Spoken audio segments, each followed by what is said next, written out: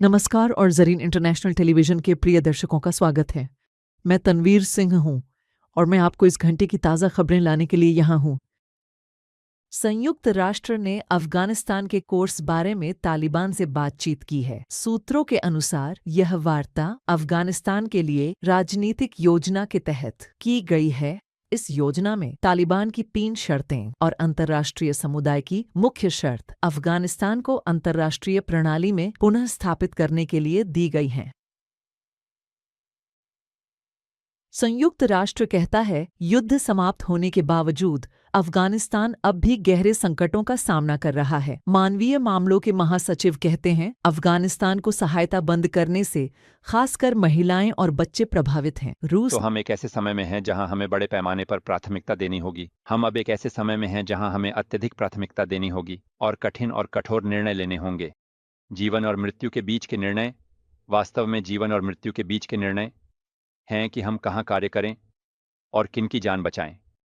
अफगानिस्तान के लोगों की ज़रूरतें हमारे लिए सबसे ऊपर हैं। मेरे विचार में बातचीत के लिए रास्ते हैं और हमें संवाद में शामिल होना चाहिए। कूटनीति के लिए जगह होनी चाहिए। अंततः हमें उस परिणाम पर ध्यान केंद्रित करना चाहिए जिसकी हम तलाश कर रहे हैं, जो मेरी दृष्टि में अधिक से अधिक लोगों की जान बचाना, सुरक्षा की गारंटी, न्याय और सभी अफगानों के लिए अवसर, चाहे वे महिला हों या पुरुष। ने घोषित किया वह तालिबान साथ आईएसआईएस के खुरासान शाखा से लड़ने को तैयार है। अफगानिस्तान मामलों में रूस के प्रतिनिधि ने इस समूह को तालिबान और मॉस्को का साझा दुश्मन बताया है और कहा है कि रूस संस्थानों से तालिबान को आवश्यक सहायता देगा।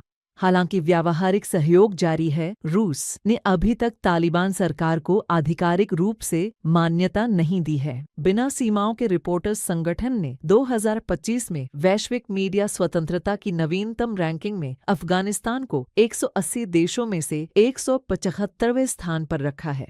अफगानिस्तान में मीडिया की स्थिति को सबसे खराब में से एक माना गया है, लेकिन ईरान इससे भी नीचे 176वें स्थान पर है। इस सूची में सीरिया, चीन और उत्तर कोरिया नीचे हैं।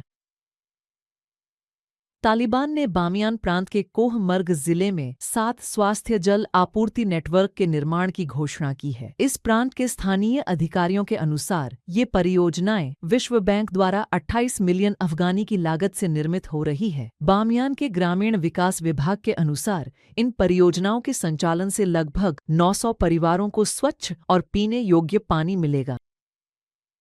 और शरफुद्दीन गदायों, ताजिकिस्तान आंदोलन नेता, तालिबान समर्थक निमंत्रण पर काबुल गए और काबुल में कई राजनीतिक कार्यकर्ताओं से मुलाकात की। इन मुलाकातों में उन्होंने ताजिकिस्तान सरकार के कार्यों की कड़ी आलोचना की। श्री गदायोव ताजिकिस्तान सरकार के विरोधी हैं जो निर्वासन में रह रहे हैं। खाजा ने अमेरिका के अफगानिस्तान से बाहर निकलने को एक आपदा और बड़ी हार बताया है। मार्क रूबियो ने फॉक्स न्यूज से कहा कि अफगानिस्तान से अव्यवस्थित वापसी ने पुतिन को यूक्रेन पर हमला करने का अवसर प्रदान किया। रूबियो ने कहा है कि ये घटनाएं जो बाइडेन सरकार की विदेश नीति की कमजोरी के कारण हुईं। पाकिस्तान और भारत के बीच तनाव बढ़ता जा रहा है। अमीन वली खान ने कहा कि इस बार पंजाबी लोगों की बारी है कि वे युद्ध में भाग लें। कुछ राजनीतिक नेता और पाकिस्तानी अखबार पाकिस्तान के पश्तूनों को भारत के संभावित युद्ध का समर्थन करने के लिए उकसा रहे हैं। अनवार हक छागरी पाकिस्तान के अधीन कश्मीर के प्रधानमंत्री हैं। भारत नियंत्रण रेखा के साथ स्थित क्षेत्रों के निवासी मांग कर रहे हैं कि खाद्य सामग्री का भंडारण जारी रखें। रॉयटर्स समाचार एजेंसी ने रिपोर्ट किया है कि अमेरिका और तेहरान के बीच वार्ता एक समझौते की ओर बढ़ रही है, जो कि परमाणु समझौते से बहुत अलग नहीं है। इस समाचार एजेंसी ने 8 अधिकारियों और जानकार कूटनीतिक स्रोतों के बयानों का हवाला देते हुए लिखा है कि अब तक 3 दौर की गई वार्ता एक प्रमुख समझौते पर निर्भर करती है ताकि इस्लामी गणराज्य को स्थायी रूप से परमाणु बम बनाने से रोका जा सके। रॉयटर्स अपनी विश्लेषणात्मक रिपोर्ट में वॉशिंगटन और तेहरान के बीच वार्ता पर ध्यान केंद्रित किया है। शुरुआत में नेतन्याहू अमेरिकी राष्ट्रपति के कूटनीति और ईरान वार्ता से चकित हो गए थे।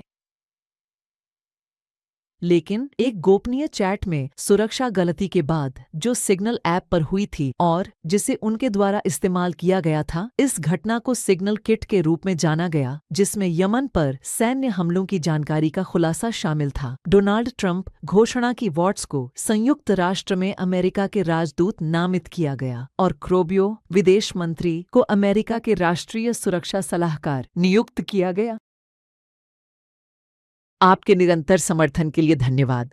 प्रिय दर्शकों, आप ज़रीन टीवी को अफगान प्रोकेस्ट नस्तो जेलविज ज़रीन टीवी ऐप या और हमारे सोशल मीडिया प्लेटफॉर्म्स पर देख सकते हैं।